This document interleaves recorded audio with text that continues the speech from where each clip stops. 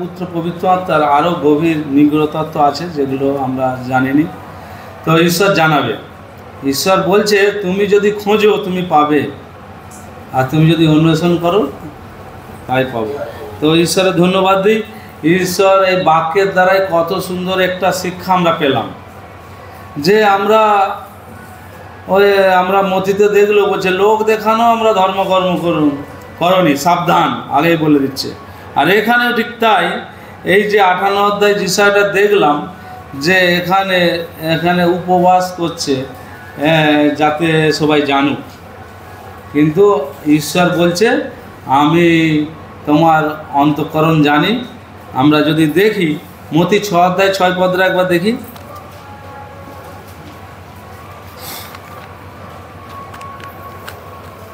মতি 6 অধ্যায় 6 পদ।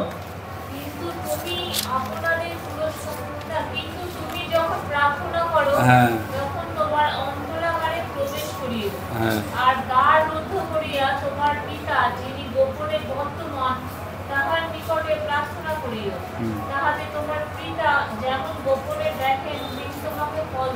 হ্যাঁ, হালেলুয়া হালেলুয়া। আমরা গোপনেই প্রার্থনা করব, গোপনেই ঈশ্বরকে ডাকবো।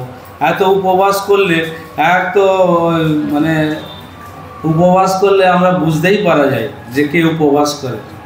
তো সেইটা আমাদের বোঝানোর দরকার নেই, এই চুল ফুল এলোমেলো করে রাখার দরকার নেই। আমরা যেমন থাকবো আরও সুন্দর হোক, আরও সুন্দরভাবে একদম মাথা ব্যথা আনলে তেল মেঘে ভালো করে একদম চান ফান করে আরও সুন্দর হোক। যে উপবাস করলে যে একটা বোঝা যায় যে উপবাস করেছে, তো সেই রকম করার দরকার নেই। এখানে 58 অধ্যায় তাই বলেছে জি সাহেব, যে এইসব করার দরকার নেই। আর এখানে মথিতে বলছে তুমি যখন প্রার্থনা করো তোমার অন্তরাগারে প্রবেশ করো।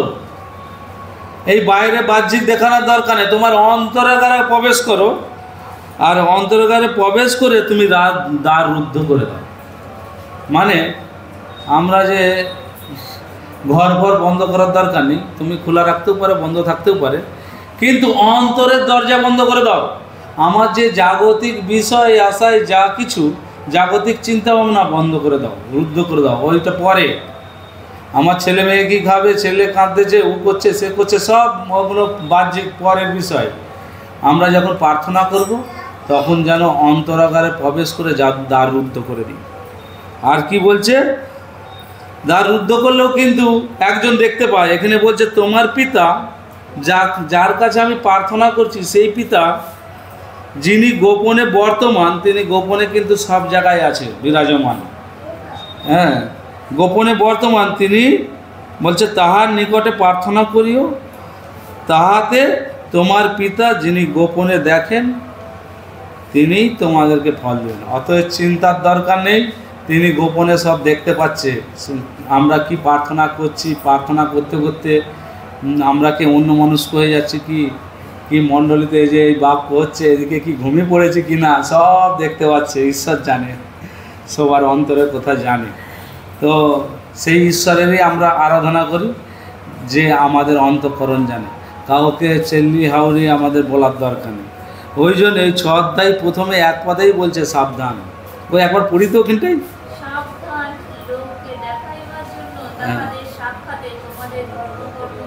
হ্যাঁ, পুরস্কার নাই। হালেলুয়া। সাবধান বলছে, সাবধান, লোক দেখাইবার জন্য ধর্মকর্ম করার দরকার নেই। তেল ফেল মাখামাখি নাই করুক। সব দেখছি এক সাইডে। আমরা কালকে আসছিলাম নি কলকাতা দিয়ে, দেখি না সেই নদীর ধার থেকে আমাদের যেখানে আমরা থাকি সেখান থেকে গন্ডি কেটে কেটে এসতেছে, সেই পাকা রাস্তা দিয়ে। সে নানা রকম খোয়া আছে, যা আছে, গরম, তাইতেই সব ছেলে মেয়েরা।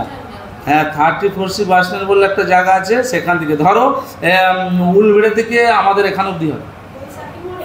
হ্যাঁ, উলবেড়ে থেকে এতটা ধরো নদী, এই এতটা, সেই নদী থেকে চান করে, হ্যাঁ চান করে, হ্যাঁ এবারে গন্ডি কাটতে কাটতে আসছে গোটাটাই। মানত পূরণ হচ্ছে। কি কষ্ট করছে তারা, তো কত কষ্ট করছে। তো এই রকম দেখে দেখে এসতেছে, আমরা নিজেরাও দেখেছি, তাহলে কত কষ্ট করছে। আর এখানে যিশু বলছে না না, তোমাকে কষ্ট করতে হবে, তোমার জন্য আমি কষ্ট করে ফেলেছি, তোমার জন্য আমি কষ্ট করেছি, তোমার আর পাপ নেই। ওই জন্য আমাদের আর ওই জন্য এখানে বলছে সাবধান, ওই লোক দেখানোর জন্য আর করতে হবে না, ধর্মকর্ম করার দরকার নেই। আর করিলে এখানে বলছে তুমি যতই করো, করিলে তোমাদের স্বর্গস্ব পিতার নিকটে তোমাদের পুরস্কার নেই। যার জন্যে করছো সেই পুরস্কারই নেই, মিলবে না। তো আমরাও যেন এই লোক দেখানো না করি, তো করিলে পুরস্কার পাবো না। তো আরও যত পড়বো এখানে তত আরও কিছু শিখবো, জানবো। তো আমরা জানি, তো আমরা যেন এইভাবে, আর আমরা তাহলে কিভাবে চলবো, আমরা যেন এই যে আমরা এই 6 অধ্যায় 6 পদ দেখলাম, যেন অন্তরাগারে প্রবেশ করি। আর করলেই প্রকাশিত বাক্য 3 অধ্যায় 19 পদটা 20 পদরা 19 অধ্যায়, হ্যাঁ 19 পড়েছিলাম, কিন্তু 20টা পড়বো। হ্যাঁ, তখনই ওই আঘাতটা তখন উপলব্ধি করতে পারবো। দাঁড়ে আঘাত করো, আমরা বলছি কি দাঁড়ে আঘাত করব, কিভাবে আঘাত করলে তবে ঈশ্বর দ্বার খুলে দেবে। আমি তো এত ডাকছি, এই গোপনে যদি আমি যখন প্রার্থনা করব, এই অন্তরাগারের দ্বার রুদ্ধ করে দেবো, জাগতিক ভাবনা চিন্তা বন্ধ করে দিয়ে ঈশ্বরেতে যখন আমি আসক্ত থাকবো, তখনই সে দ্বার খুলে দেবে। হ্যাঁ, তবে আমি তার কাছে প্রবেশ করিব, হ্যাঁ, ও তার সহিত ভোজন করিব, এবং সেও আমার সহিত ভোজন করিবে। হ্যাঁ, হালেলুয়া, হালেলুয়া। কতটা ঈশ্বর যিশু এখানে প্রতিশ্রুতি দিয়েছে।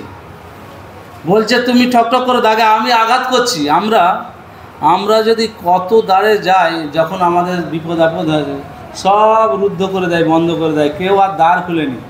আমার ধরো কোনো শারীরিক সমস্যা হয়েছে, কি আমার সন্তানের শরীর খারাপ, কাকে সহযোগিতা চাইছি, একটু যদি কেউ আমাকে সাহায্য করে, সবাই বন্ধ করে দেয়। আর এখানে যিশু বলছে আমি তোমার দ্বারে ঠকঠক করছি, তুমি তোমার দ্বারটা খুলে দাও, তাহলে আমি প্রবেশ করব।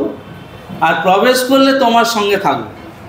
আর তখন বলছে তুমি যা করবে আমিও তাই করব। যখনই তুমি অন্তরের দরজা খুলে দেবো, আমরা দেখেছি নয়, কোথা থাকে ঈশ্বর, আমাদের অন্তরে হৃদয়, এই হৃদয় মন্দিরে থাকে। যখনই আমি এই হৃদয় খুলে দেবো, তখনই তিনি ঢুকবে, আর ঢুকে আমি যা করব তিনিও তাই করবে। তো সেখানে তাই বলছে তোমার দ্বার খুলে দাও, তাহলে আমি দ্বার খুললেই আমি ঢুকবো, আমি তোমার সঙ্গে খাবো দাবো, ভোজন করব, সব কিছু করবো। আর 21 পদটাও পড়ি।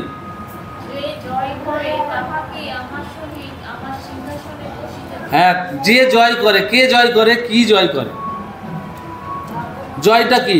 হ্যাঁ, জয় মানে ওই 19 অধ্যায় যেটা পড়ছিলাম, যে আমি যত লোক 19 পদটা পড়ছি, বলছে ঈশ্বর বলছে আমি যত লোককে ভালোবাসি তাকে আমি অনুযোগ করি এবং শাসনও করি, যেন তারা মন পরিবর্তন করে।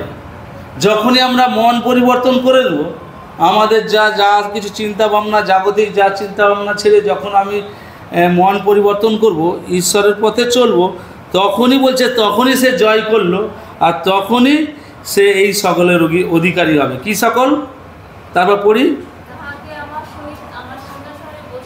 Hallelujah, hallelujah. ঈশ্বর বলছে কি মহান।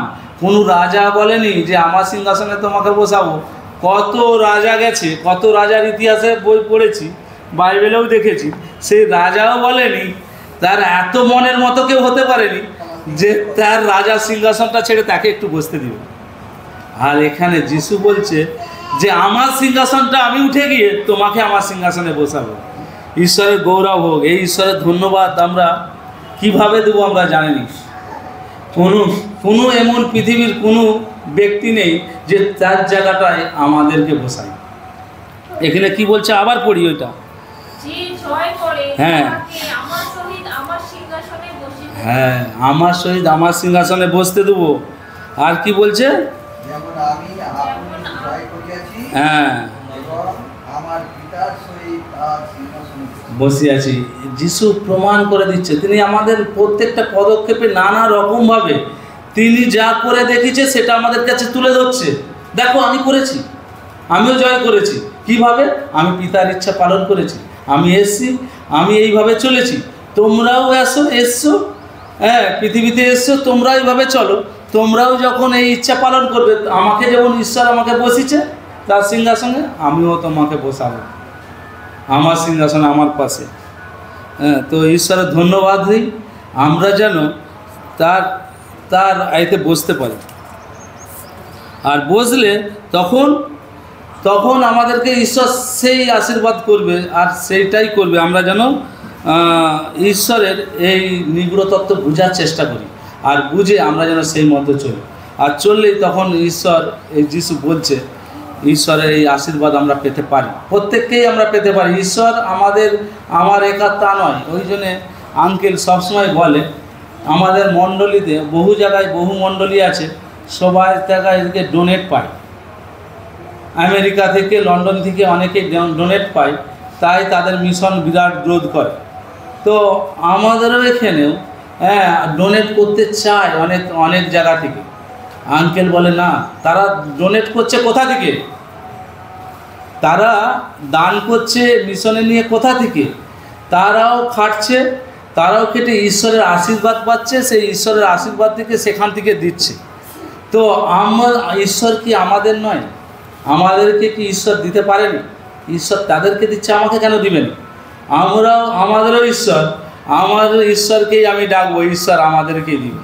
তো ঈশ্বরের ধন্যবাদ দিই। আমি দেখিনি, আগে অনেক শুনেছি, কত মানে ছিটে বেড়ার ঘর ছিল, সেই জায়গা থেকে ঈশ্বর কত সুন্দর এই রকম আমাদের থাকার খাওয়ার নানা রকম সুব্যবস্থা করে দিয়েছে, কোনো রকম অসুবিধা হয়নি, যেটা আমরা আগে দেখিনি।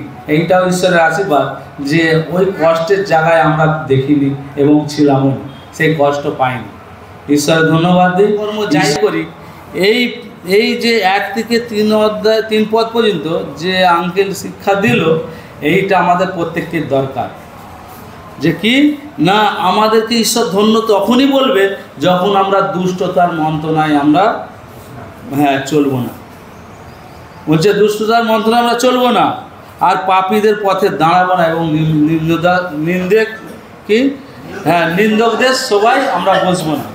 তখনই আমরা ধন্য ঈশ্বরের দৃষ্টিতে। আমরা তো সব সময় নিন্দা কথা বলি, মন্দ আচরণ করি, মন্দভাবে চলি, তাদের সভাতেই আরও বেশি যাই না, যাব না। যিশুকে বিশ্বাস করেছি মানে যিশুর বাক্যেতে আমরা স্থির থাকবো, এইভাবে আমরা চলবো না। আর না চললে তখন তাকে ঈশ্বর বলছে ধন্য। আর এইটাই আমাদেরকে করতে হবে, শিখতে হবে। তারপর 2 পত্রে তুমি করো, আনন্দ করো, নিন্দকদের সবাই নয়, কিন্তু সদাপ্রভুর ব্যবস্থায় যেন আমোদ করি। আর সদাপ্রভুর ব্যবস্থায় আমোদ করলে তার ব্যবস্থায় আমোদ করব, তার ব্যবস্থায় তার দিবারাত্রি আমরা ধ্যান করব ঈশ্বরের বাক্যেতে।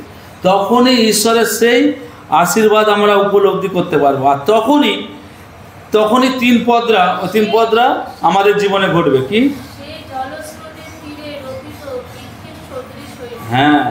যদি আমরা এই 1-2 পদ যদি আমরা চলতে পারি, নিন্দকদের সবাই না বসি এবং পাপীদের পথে না দাঁড়াই, এবং সেটা না করে যদি সদাপ্রভুর ব্যবস্থায় যদি আমোদ করি, তাহলে বলছে এই 3 পদরা আমাদের জীবনে ঘটবে।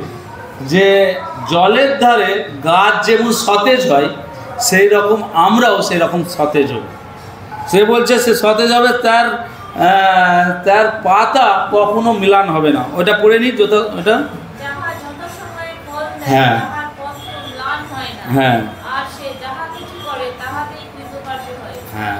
হালেলুয়া, ঈশ্বরের ধন্যবাদ দিই।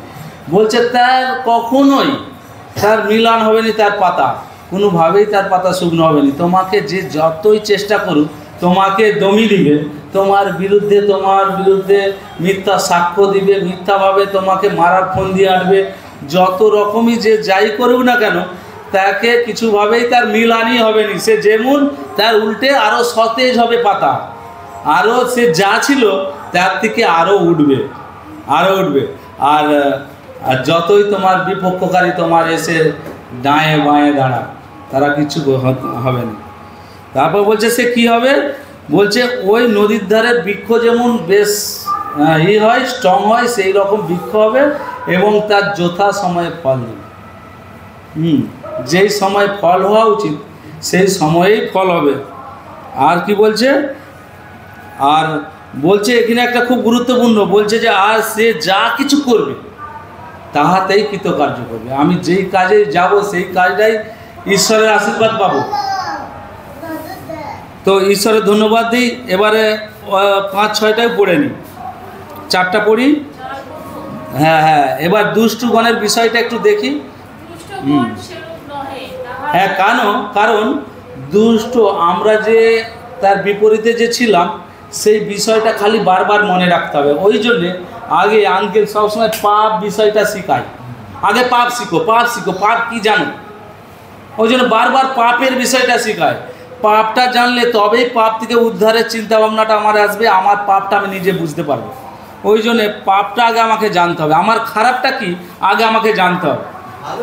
হ্যাঁ, ভালো জানার দরকার নেই, ভালো অটোমেটিক, খারাপটা মনে ভাবলেই তখন ভালোটা অটোমেটিক বুঝতে পারো। ওই জন্যে তো আমরা খালি অনেকেই ভাবে বলো তুমি তোমার খারাপটা খালি বারবার একই কথা বলো কেন?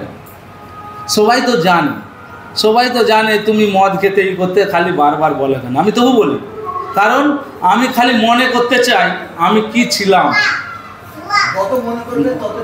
হ্যাঁ, যত মনে করব তত চেঞ্জ করবো। ওই জন্যে আমাদের খারাপগুলোই আমরা সবসময় তুলে ধরবো, তখনই আমরা ভালোটা বুঝতে পারবো। এখানে এই জন্যে খারাপের বিষয়টাও বলেছে, দুষ্টগণ সেই রূপ নয়, আমাদের যে যথা সময়ে ফল দিবে, আমাদের পাতা মিলান হবে না। হ্যাঁ, আমাদের সব কিছু আমরা যেটা করব সেটাই কৃতকার্য হবে। হ্যাঁ, আর কিন্তু দুষ্টগণ সেরূপ নয়। তাহলে কি রূপ?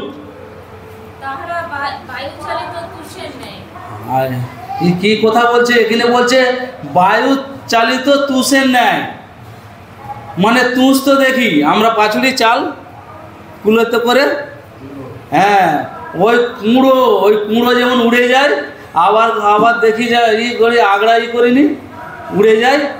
দুষ্টগণ কিন্তু সেই রূপ, মানে এই রূপ নহে, কিন্তু দুষ্টগণ বলছে বায়ু চালিত তুষের ন্যায়। তারপরে 5 পদ।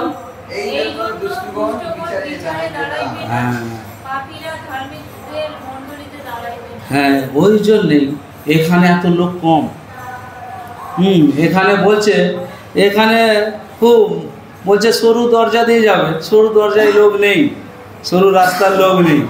কারণ হ্যাঁ, ওই 2 জন যাবে, আগে গেছিলো। এখন কি সবাইকেই বলা আছে, আমরা সবাই চাই যে কজন এসে সবাই যেন যায়। আমাদের টার্গেট রাখতে হবে, লক্ষ্য রাখতে হবে। কারণ এখানে বলে দিয়েছে দুষ্টগণ সেই রূপ নয়, আর দুষ্টগণ ওই জায়গায় ওই বিচারের সামনে ওখানে দাঁড়াবে না। আর বলছে হ্যাঁ, পাপীরা এই ধার্মিকদের মণ্ডলীতে আসবে না, ওই জন্যে আসে না কেউ। হ্যাঁ, এই ধার্মিকদের মণ্ডলীতে দাঁড়াবে না, কারণ তারা তো দুষ্টগণ, তাদের সেই নেই। তো তারপরে 6 পদরা পড়ি একবার। কারণ হ্যাঁ, হালেলুয়া, ঈশ্বরের গৌরব হোক। এখানে বলছে কারণ সদাপ্রভু ধার্মিকগণের পথ জানেন। ধার্মিক যে কোন পথে যাচ্ছে সেটা ঈশ্বর জানে, ধার্মিকদের পথ জানে, কিন্তু দুষ্টদের পথ হ্যাঁ, যতই কুঁদোকুঁদি করুক, যতই সেই গন্ডি কাটুক সেই দিকে কিন্তু তাদের পথ বিনষ্টই হইবে। ঈশ্বরের ধন্যবাদ দিই, আমরা যেন সেই দুষ্টগণের মধ্যে না পড়ি, আমরা যেন ঈশ্বরের ধার্মিকগণ হতে পারি। আর ধার্মিকগণ হলে আমরা যা করব সেটাতেই কৃতকার্য হব। আমাদের পাতা আমাদের কোনোভাবে মিলান হবে না। ঈশ্বরের ধন্যবাদ দিই, আমরা যেন দুষ্টদের মন্ত্রণায় না চলি, আর ধার্মিক আর পাপীদের পথে না আমরা থাকি। তো ঈশ্বরের ধন্যবাদ দিই। তো আমরা এই বাক্য আমরা খুব ধ্যান রাখবো। এই বাক্য আমরা সবাই জানি, বারবার পড়ি, তবুও কিন্তু ভুলে যাই। কারণ আমরা এগুলো মনে রাখতে হবে। যত আমরা মনে রাখবো তত ঈশ্বরের আশীর্বাদ আমরা বুঝতে পারবো, উপলব্ধি করতে পারবো। তো